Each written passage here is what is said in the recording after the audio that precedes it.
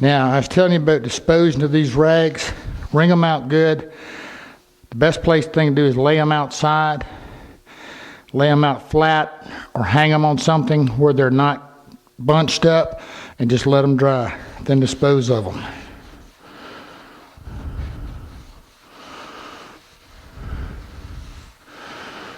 Usually what I do is I just take them out and drape them over an old trash can and let them dry. So yeah, you're having fun just watching me smear this oil on here.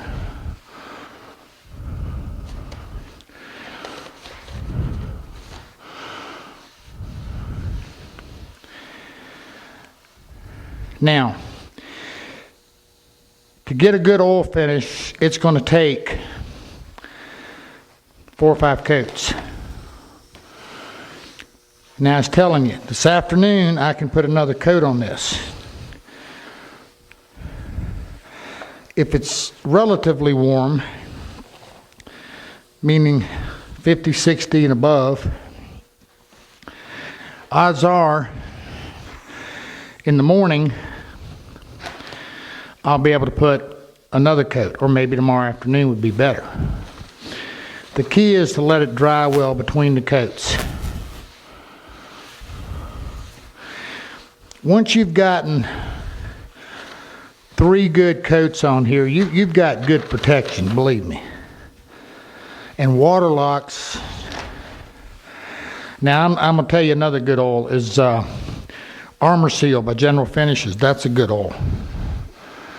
And they sell Seal-A-Cell.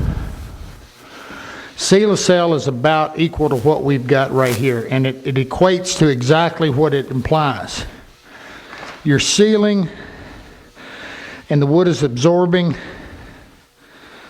all of the oil, and it gets in all the cells and pores of the wood, hardens, and makes for a good film, makes for a good finish. It's easy to repair too. Now, in the event that you need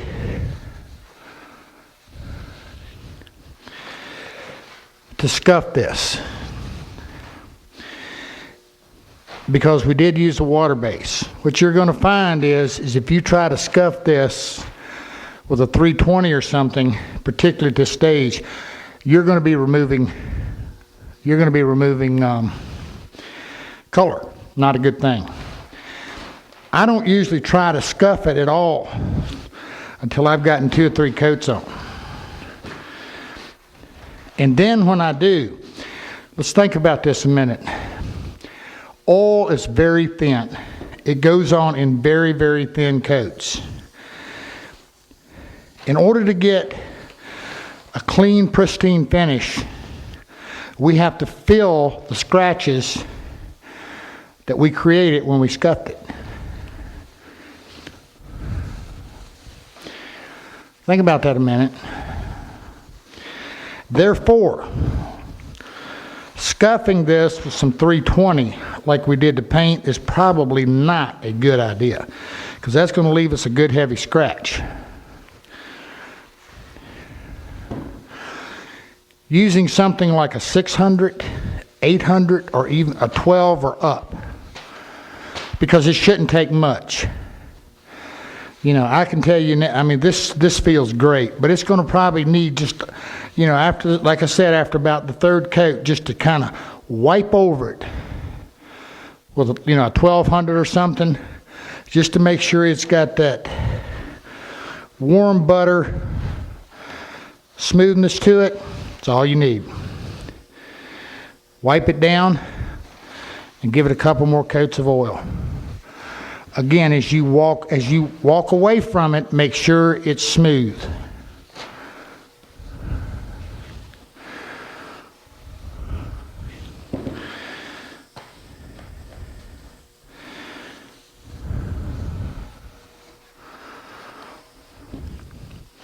I hope y'all can see this stuff dancing on the camera. It's really starting to jump up. That's what popping the grain is about. The popping the grain in this had to do with several things. It had to do with doing that dye sand,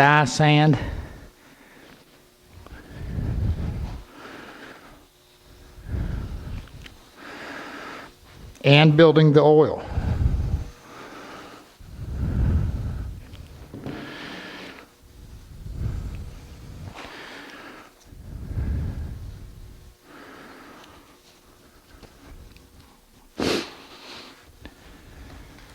How's it doing, guys?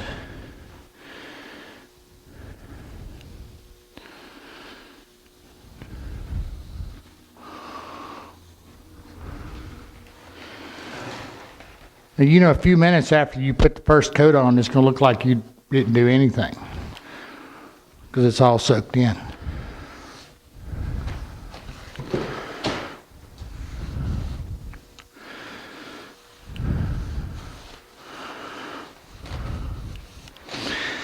Now with the oil finish, it's going to take you a week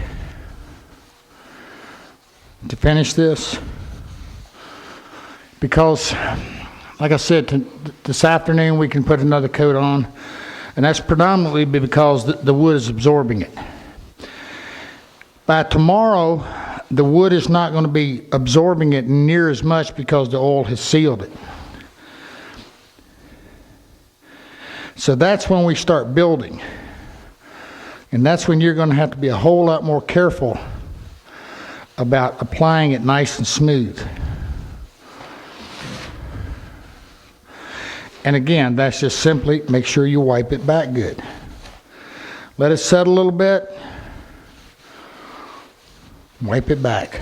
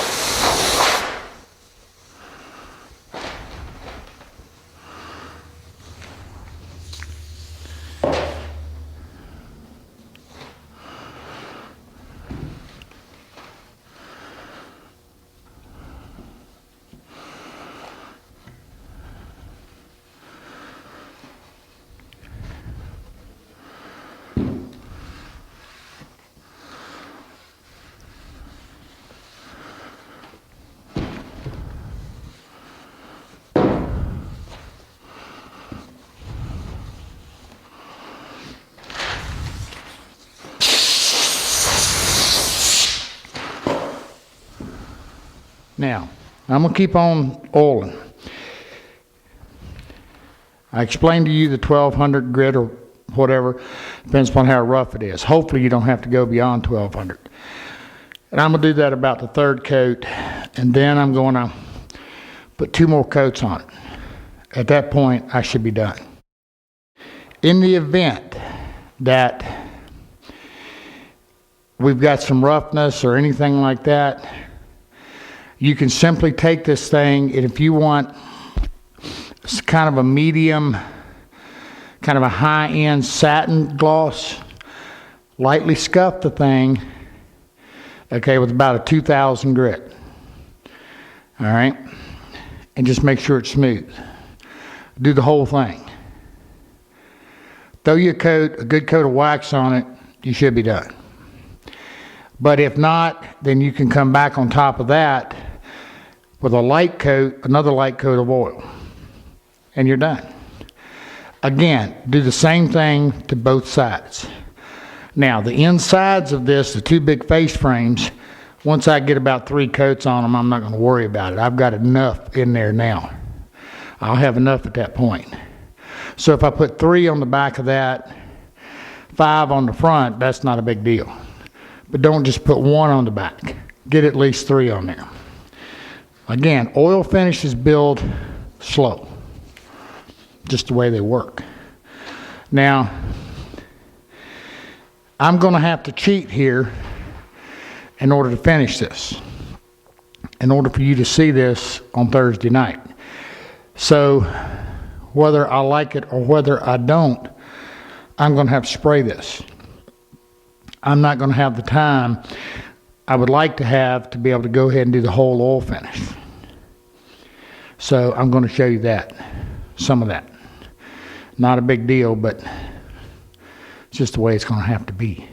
Okay guys, it's time to kick this puppy in high gear.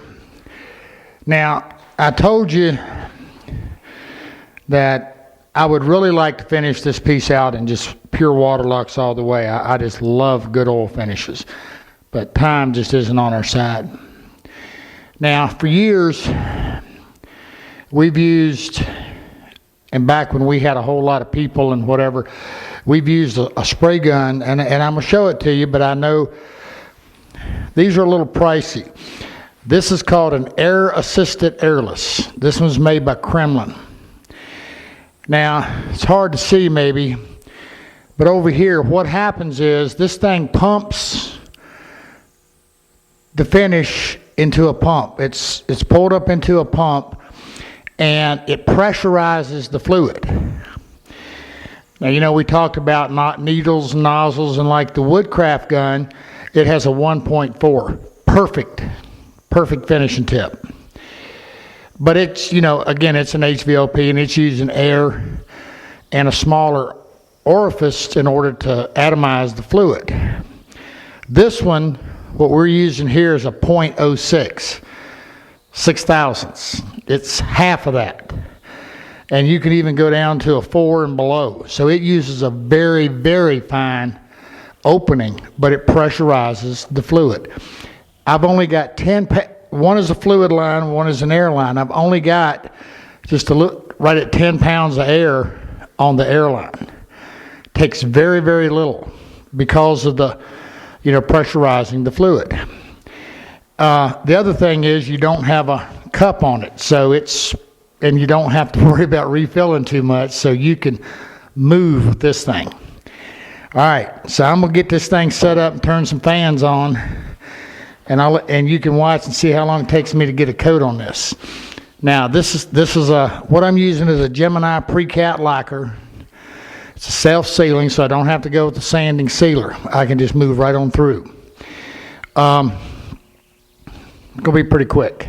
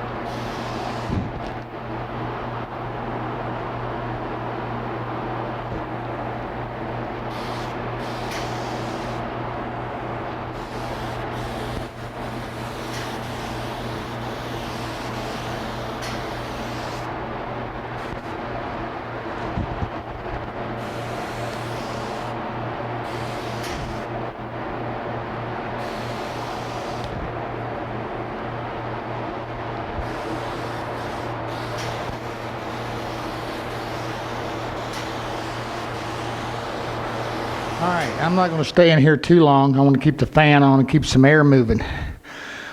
What I put on is a light coat. I'm going to let this dry. Then I'm going to give it a light scuff. And when I say light, I mean very light with some 320. Now here's the difference in a sprayed finish. The sprayed film is going on a lot thicker, heavier. So it'll cover a 320 scratch, no problem.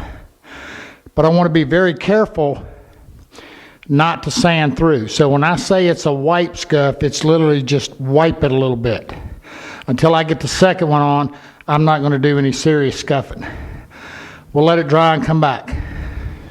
All right, guys, here's where we're at. We got the first coat of finish on of lacquer, and I've scuffed it. Now, same thing as when we were doing the paint. A scuff sand is just very light, and this has only got one light coat, and of course the oil, but the oil soaks in. What I'm telling you to do is just lightly wipe it. Now you can hear it. This is a little crunchy. It's just the wood fibers have raised up a little bit, and they come right off. That's the reason you want your first coat to be very light. But that presents you issues. That's why I'm telling you, just wipe it. We can do more scuffing once we've got more material. We just want to get the little whiskers off. And whatever you do, these edges and corners, I don't care if they're a little bit rough, leave them. Don't touch them right now. Now, in the event that you get a sand through, that can be tough. Find which one it is here. If you will go out to General Finish's website, they've redone it. You're going to see the touch-up markers. Basically what these are a magic marker, if you will, in your colors. Now the one that's matching this particular color the best is called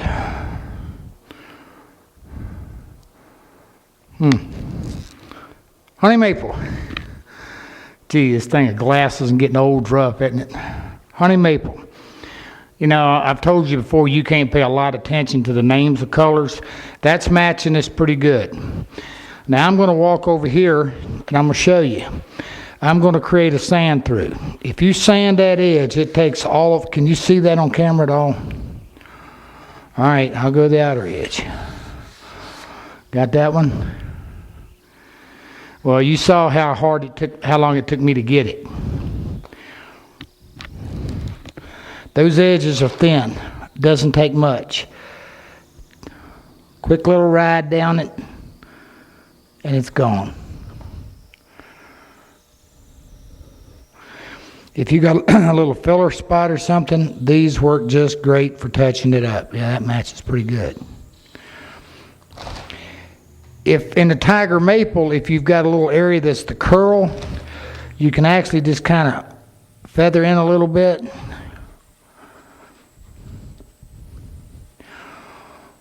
Make it go away. If you get too dark, we'll scuff paper and just scuff it a little bit because you want it to look kind of feathery. And when you do that, it's gone. Now, what I'm about to show you, you're going to think dumb as a brick. But it works, and works nice.